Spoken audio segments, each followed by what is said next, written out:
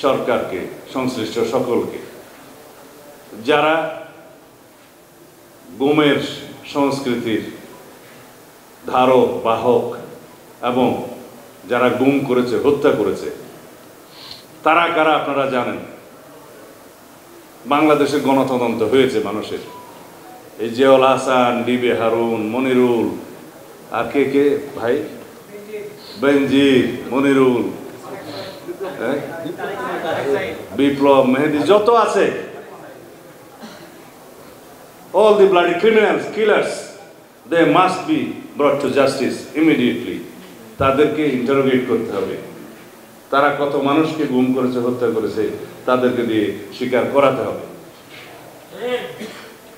সুতরাং আজকে 52 দিন না 55 দিন যাচ্ছে, কই একটিও তো স্বীকারোক্তি আসেনি। বাংলাদেশের ক্যাবিনেট সেক্রেটারি থেকে শুরু করে ডাউনওয়ার্ডস যা ছিল তাই আছে। আমরা মাননীয় প্রধান উপদেষ্টা এবং উপদেষ্টাদেরকে বলেছিলাম, এদেরকে বহাল রেখে আপনারা রাষ্ট্র চালাতে পারবেন? জনগণের আকাঙ্ক্ষা আপনারা পূরণ করতে পারবেন? আপনাদের কোনো পরিকল্পনা বাস্তবায়ন হতে দেবে এরা? এরাই তো ফেসিবাদের দোষর। পাবলিক সার্ভিস কমিশন আজকে বোধহয় মিটিং করছে। আমি গতকালকে একটা কোথায় সাক্ষাৎকার দিয়েছিলাম, বলেছি যদি 24 ঘন্টার মধ্যে পাবলিক সার্ভিস কমিশন চেয়ারম্যান এবং সদস্যরা যারা ফেসিবাদের দোষর, যারা ছাত্রলীগারদের ছাড়া আর কাউকে চাকরি দেয় নাই, তারা যদি পদত্যাগ না করে আমরা পদত্যাগ করাবো।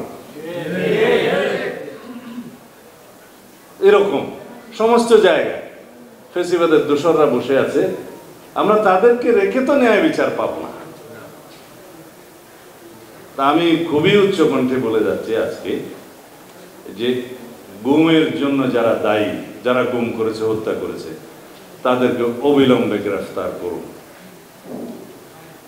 তাদেরকে ইন্টারোগেট করুন, তাদেরকে বলতে হবে তারা কাদেরকে কোথায় কোথায় হত্যা করেছে, তাদের কবর কোথায় যদি থাকে।